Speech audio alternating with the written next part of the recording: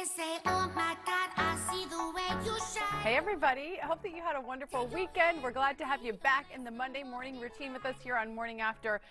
And we're talking about the grocery store wars. Which brands are coming to town? Which ones are taking a chill pill? We will find out from Lisa W. Miller, president of Lisa W. Miller and Associates. So she works as a marketing and strategy consultant for different companies, really across the state, across the country. Great to have you here, Lisa. Thank you, and good morning, Jenny. Good morning. Oh my gosh. So tell me, have you been to HEBs? Did you grow up with an HEB? Well, I am actually a native Texan, so I'm definitely very, very familiar with HEB. So it's really big news for Dallas that HEB announced a week or so ago that they're coming to Dallas. And if you think about it, the population in North Texas has been growing. You know, lots of people moving here, corporate relocations, but grocery stores really haven't kept up with adding a lot of new locations. So it's pretty big news that HEB is coming. Why? Okay, so for people who listen, we have new people move into town all the time, and it is like, I don't know, what do they put in the HEB milk that makes people so obsessed with it? What makes this grocery store different than some of the others? Like, for example, we've got Central Market all over town, right? There's a Central Market all over the Metroplex. HEB, is it less expensive and still the same quality? What's the deal?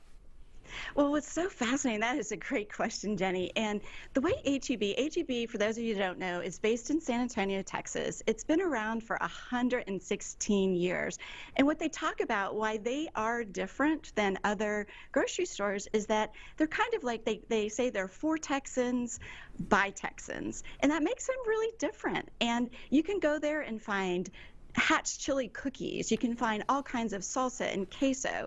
And have you ever wanted kind of like cast iron skillet in the shape of state of Texas? You can find everything that you would like at that store. A native Texan does see the value in a Texas-shaped cast iron skillet. Is it more affordable than other grocery stores, or what? You know, it seems like, okay, well, why another grocery store?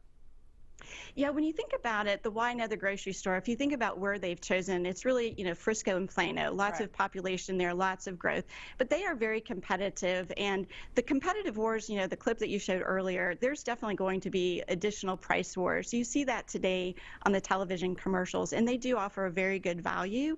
The other thing that is a little bit different from maybe some of the other stores, one of the things they pride themselves on is a lot of their staff have been there for 30 plus years. And so when you work there, you come familiar with them. When you're a consumer, you see familiar faces. So it'll be interesting to see how they you know, make that happen here in town. Right, more of a career move to accept a job at HEB maybe than other retailers or grocery stores.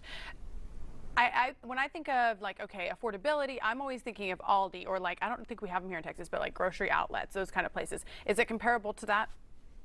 I think it's going to be someplace in the middle. Aldi has a very different business model because of the way that they buy their brands and things like that.